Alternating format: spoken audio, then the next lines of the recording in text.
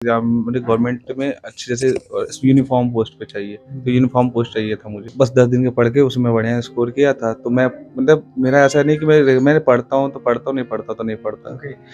इस बार ये था कि अगर नौकरी नहीं भी मिलेगी चलेगा, हम छोड़ देंगे वो चलेगा, लेकिन इस बार निकाल के रहेंगे क्योंकि मैं वो थोड़ा 30 था कि इस बार कुछ भी करके इसको निकालना है। तो ये आपको बेसिक्स पढ़ना है, आप जब भी स्टार्ट करिए आप शून्य मान के करिए, अपने आपको कुछ नहीं आता है। पिताजी का सपना इंजीनियरिंग था कि बेटा इंजीनियरिंग करे, तो दोनों में फिर बैलेंस कैसे बनाया? बैलेंस लेके अब पिताजी का सपना था इंजीनियरिंग करने का, तो मेरे 12th में नंबर कम आए थे, तो मैंने कहा कि पहले इंजीनियरिंग कंप्लीट करता हूँ, उनका सपना भी पूरा हो जाएगा और मेरा ग्रेजुएशन भी पूरा हो जाएगा, दोनों काम हो जाएगा, जिससे मुझे बाकी उस एग्ज़ाम में मतलब कि जैसे ग्रेजुएशन के मांगते हैं, तो उसमें मेरा फ़ायदा हो जाएगा, तो उसको इसलिए मैंने वो इंजीनियरिंग किया। तो ये जो तैयारी आप कर रहे थे, जैसे जो एक आपका ड्रीम था, एक आपके फादर का ड्रीम था, तो जो आप अपने ड्रीम की तैयारी कर रहे थे, तो फिर आप कैसे आपने शुरुआत करी और फिर उसके बाद आपने इसके लिए मेहनत कैसे की? एक्चुअली कॉलेज टाइम में टीसीएस कंपनी हमारे यहाँ आती है, तो उस उनका जैसे होता है ना प्रिपरेशन कराते हैं कॉलेज वाले, तो मेरा मैथ्स अच्छा था, मैं मतलब बेसिक तो मेरी मैथ्स अच्छी है, तो उसके हिसाब से मैथ्स ठीक था। तो फिर उसके बाद कॉलेज में भी जैसे एप्टीट्यूड और रीजनिंग के जैसे टीसीएस के एग्ज़ाम्स होते हैं, तो रिक्रूटमेंट एग्ज़ाम्स, तो उसकी मैं तैयारी कराए थे, तो उसमें प्रैक्टिस था। फिर उसके बाद धीरे-धीरे थोड़ा मतलब खुद से भी थोड़ा-थोड़ा करते-करते वो हुआ वहाँ पे। और मैं जब दिसंबर में एग्ज़ाम दिया, तो मैं उस समय जो 2016 वैकेंसी थी, 2 दिसंबर में मैं 5 दिसंबर को वहाँ मुंबई से ट्रेन पकड़ा था, दो और 6 दिसंबर को यहाँ आया था 2017 में। मैं सिर्फ़ एसआई का पेपर दें 21 दिसंबर को पेपर था 2016 वाला। तो बस 10 दिन के पढ़ के उसमें बढ़िया स्कोर किया था, तो मैं मतलब मेरा ऐसा नहीं कि मैं पढ़ता हूँ तो पढ़ता हूँ, नहीं पढ़ता तो नहीं पढ़ता। ओके। मतलब 10 दिन की आपने तैयारी की थी एसआई के लिए? हाँ, इस बार ये था कि अगर नौकरी नहीं भी मिलेगी चलेगा, हम छोड़ देंगे वो चलेगा, लेकिन इस बार निकाल के रहेंगे क्योंकि मैं पिछली बार वो जो थोड़ा-सा नहीं हो पाता है ना, जो फिर वो लगता है कि नहीं कर कर लेना चाहिए था, तो वो थोड़ा 30 था कि इस बार कुछ भी करके इसको निकालना है। तो ये अगर बात करें कि अगर कोई लड़का एसएससी की तैयारी कर रहा है, तो वो कैसे अपनी तैयारी को शुरुआत करे, कैसे वो तैयारी करे, कैसे करे? अब अपनी तैयारी को स्टार्ट करेगा तो पहले बेसिक से स्टार्ट करें। कोई भी सब्जेक्ट जैसे मैथ्स हुआ, रीजनिंग हुआ, इंग्लिश हुआ या हिंदी हुआ और जीएस हुए, तो अपने बेसिक से स्टार्ट करें। वो हमेशा जो भी जानकारी उसके पास हो, उसको जब वो तैयारी स्टार्ट करे तो पहले वो सिलेबस देखे, सिलेबस के साथ प्रीवियस ईयर पेपर देखे और जब स्टार्ट करे पढ़ने से किसी कोई टारगेट बेस पे लेके चलना है। देखिए मैथ, रीजनिंग और हिंदी और जीएस ये कॉमन है। अब मेनली एसएससी में इंग्लिश कॉमन है। तो उसके लिए क्या बेसिक्स पढ़ना है, ये 3 सब्जेक्ट हमारे रहेंगे मैथ्स, रीजनिंग और जीएस। तो इनके लिए आपको बेसिक्स पढ़ना है। आप जब भी स्टार्ट करिए आप शून्य मान के करिए, अपने आप को भी आपको कुछ नहीं आता है। आप जब जैसे हम लोग बचपन में पढ़ते हैं, जब हम लोग अपने आप को शून्य मान के चलते हैं, तो हमको आता है। जैसे अब हम पढ़ना चाह रहे हैं, कोई अगर सब्जेक्ट का कोई सब्जेक्ट का कोई टॉपिक है, मुझे पढ़ना है, मुझे आता है, तो मैं ध्यान नहीं दूँगा।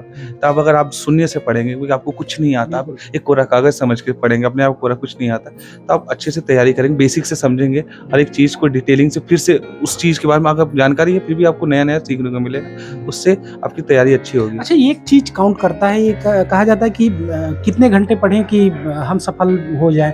क्योंकि आपने सक्सेस हासिल कर ली है, तो फिर कितने घंटे लगभग पढ़ना चाहिए कि लोग सफल हो जाएँ छात्र? देखिए, मेरा क्या रूटीन में कोई ऐसा फिक्स रूटीन नहीं है कि मेरे को 4 घंटे पढ़ने ही है। मैं आपको आप मेरे दोस्तों से पूछेंगे तो मैं घूमता रहता हूँ। जब मेरा मन होता है मैं पढ़ता हूँ। मैं 10 दिन पढ़ूँगा, कोई एग्ज़ाम आप दे दीजिए मैं 15 दिन में निकाल लूँगा। मेरा क्या है कि दिन-रात पढ़ूँगा फिर उसके लिए। अगर मेरा मन है तो मैं उसको दिन-रात लगा दूँगा। आप सुबह-शाम देखेंगे मेरे को बाहर नहीं पाएँगे। आप मेरे को अगर मेरा एग्ज़ाम है तो अगर मेरा मन है तो फिर उसको मैं किसी भी हालत में निकाल के रहूँगा। तो वो चीज़ मेरा डेडिकेशन। अब मैं नहीं वैसे ही मुझे बोल दे कोई 5 घंटे मुझे पढ़ना है तो नहीं। आप पढ़ रहे हो तो ना टाइम मत देखो। अगर आपका मन लग रहा है तो आपको अगर मन लग रहा है तो अच्छा लगेगा, आपको टाइम का पता नहीं चलेगा। अगर आप सोचेंगे 5 घंटे हमको पढ़ना ही है तो फिर मेरे हिसाब से मेरी पढ़ाई तो इस हिसाब से नहीं हुई थी। मतलब ये कोई फिक्स नहीं किया जा सकता कि 5 घंटे या 8 घंटे आप पढ़ो कभी तभी। कभी किसी दिन आपको काम रहता है तो आप 1 घंटे ही पढ़ सकते हैं या नहीं पढ़ाई होती है तो किसी दिन आप उसको पढ़िए। ये मत देखिए मुझे कि 1 घंटे पढ़ना 5 कल 5 घंटे तो उसको टेंशन बन जाता है। फिर आपकी पढ़ाई जब पिछले दिन नहीं रहती तो वो टेंशन बना रहता है। तो अभी ये मत सोचिए पिछले दिन पढ़ाई नहीं हुई। मुझे ये बोलना है मुझे टॉपिक वाइज़ चलना है।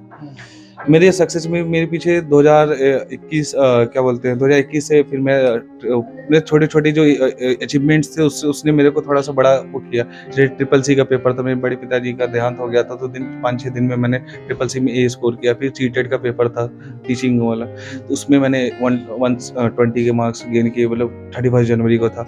थोड़े-थोड़े अचीव उसमें मेरे साथ कॉलेज का इंजीनियरिंग का एक दोस्त था, जिसका ऑल ओवर इंडिया 1365 रैंक आई थी सीजीएल में। हम लोग दोनों के कैलिबर एक थे। और वो लगा रहा, मैं बस इधर-उधर घूमता रहा। तो मुझे वो हर्ट किया कि अगर वो कर सकता है तो मैं भी कुछ कर सकता हूँ। तो फिर उसके बाद मैंने हॉबी बनाया, जैसे जीएस स्टैटिक जीके की जैसे वो चीज़ें होती है कि रिवर्स सिस्टम हुआ, पर्वत हो गए, जितने भी स्टैटिक मतलब दोस्त का सिलेक्शन एक की टर्निंग पॉइंट था करियर में। की टर्निंग पॉइंट तो लोगों के ताने भी थे।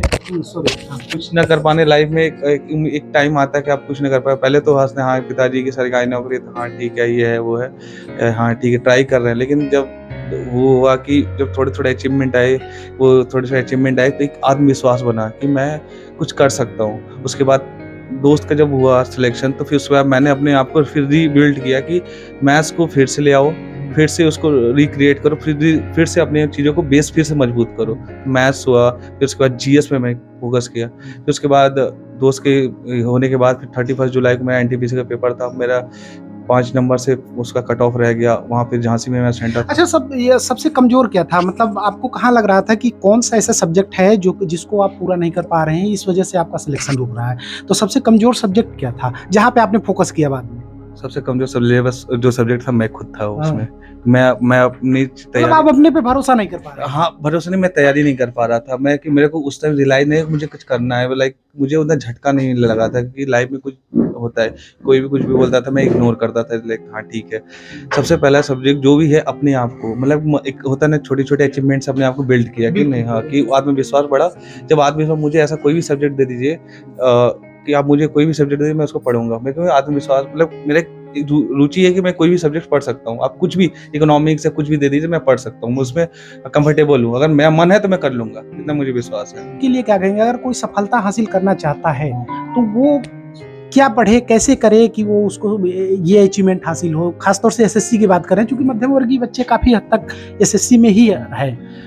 देखिए, क्या होता है ना, पहली बात अपने आप को जानिए। जैसे बोलते हैं ना हम हिंदी में औकात, अपनी सेल्फ जो औकात होती है कि हम सब्जेक्ट्स में हमारी नॉलेज क्या है। हमको लगता है कि मैथ्स आता है, लेकिन हमें मैथ नहीं आता। मतलब मैथ्स मुझे लगता है आता है, लेकिन मेरे से अच्छे-अच्छे लोग 40 में 40 पाए, 38 पाए, लेकिन मैं मैथ्स में 33 ऐसे ही रहा। तो पहले अपने आप को जानिए, क्या है आप? आपके आपके बढ़िया सब्जेक्ट्स कौन है? आप किसमें जैसे फुल में से फुल ला सकते हैं, और कौन-सा सब्जेक्ट खराब जिसमें आप एवरेज से ऊपर ला सकते हैं। तो आप उस पे फ़ोकस करिए। एक दूसरी ये है कि आप शून्य मान के चलिए, बेसिक से स्टार्ट करिए। कोई भी एग्ज़ाम को बेसिक से स्टार्ट करना होता है। कभी भी ये नहीं कि आधे से उठाया, और ये कभी मेरी सिलेक्शन और पीछे सिलेक्शन ना होने का कारण भी यही था कि मुझे आता है, ये चैप्टर छोड़ दो, दूसरा चैप्टर पढ़ते हैं फिर। फिर मैंने क्या किया कि मुझे सब करना है, मुझे सारी चीज़ें पढ़ना है। अगर एक टॉपिक से हटा, तो इस टॉपिक से मैं पढ़ लूँगा। और मेरे जो फ़ेवरेट सब्जेक्ट्स हैं, मैं स्कूलिंग में भी 10th में मैंने 92 पाए थे सोशल स्टडीज़ में। मेरी जीएस भी मेरा फ़ेवरेट है। मैं जीएस पे, और कोई एसएससी की तैयारी करता है, तो उस एसएससी में अभी तो पैटर्न उन्होंने चेंज कर दिया है। उन्होंने मेन जैसे सीजीएल मेंस में उन्होंने अब जीएस ला लिया, रीज़निंग ला दिया। तो ये मैं बोलूँगा, प्रैक्टिस रीज़निंग के लिए और इंग्लिश और मैथ के लिए प्रैक्टिस है, और जीएस के लिए आपको पढ़ना है। जीएस ऐसा है कि स्कोर कम टाइम में भी स्कोर कर सकता है। कई लोग ऐसे बोलते हैं जीएस में आप ज़्यादा स्कोर नहीं कर पाते हैं, एसएससी कहीं से भी पूछ सकती है। लेकिन आप प्रीवियस से पेपर से आप पैटर्न चेंज कर सकते, आप चेक कर सकते हैं, और किस एरिया में आपको फोकस करना है, उसमें नंबर उठा सकते हैं। तो फर्स्ट रिएक्शन क्या था जब आपको लगा कि आपका सिलेक्शन हो गया, तो फर्स्ट रिएक्शन क्या था? फर्स्ट रिएक्शन यही था कि हाँ, कि सब मम्मी का सपना था। मम्मी को पापा हमेशा बोलते थे कि लाइक कुछ नहीं करेगा, और लोग बोलते थे कुछ नहीं करेगा। लाइक पहला रिएक्शन यही था कि मेरा कुछ नहीं, बस मम्मी को बोला कि मेरी अच्छा, मम्मी मतलब सैटिस्फैक्शन नहीं चलो था, ये मतलब सेटिस्फेक्शन ये था कि ये मेरे को करना है, ये दुनिया को दिखाने के लिए करना है कि लाइक हाँ, हो गया। मम्मी को लोग सुनाते थे, तो मम्मी हाँ, मम्मी के लिए हाँ कि अब हो माँ ने गया। साथ दे दिया। माँ ने बहुत साथ दिया, चीज़ों को लेके, हमेशा पैसों से लेके और हर चीज़ों से लेके उन्होंने साथ दिया। ये मम्मी माँ की वजह से था तो कि फर्स्ट न्यूज़ फिर आपने किसको सुनाया मतलब मम्मी माँ थी। माता जी को? मैंने अपना जो तो नियुक्ति क्या पत्र रिएक्शन था उनके चेहरे पे? जब पहला बार मैं वो रिटर्न में हुआ तो मम्मी थी, तो मम्मी की आँख में आँसू थे। जब फाइनल मेरिट आई तो उसमें भी आँख में आँसू थे। हर चीज़ में मम्मी थी। पापा तो पुलिस डिपार्टमेंट में थे तो ड्यूटी पे रहते थे तो उतना रिएक्शन नहीं था। नियुक्ति पत्र भी लाके पहले मैंने मम्मी को दिया। मम्मी के आँख में आँसू थे, खुशी के आँसू थे चीज़ों को। जो इतना ताने सुने, जो चीज़ें इतनी उन्होंने सबके दूसरों को सुना कि आपका लड़का कुछ नहीं कर पाएगा। कई लोगों ने कहा इंजीनियरिंग करके ये कर रहा है, वो कर रहा है, तो वो चीज़ों का माँ ने बहुत साथ दिया उसमें। माँ ने साथ दिया।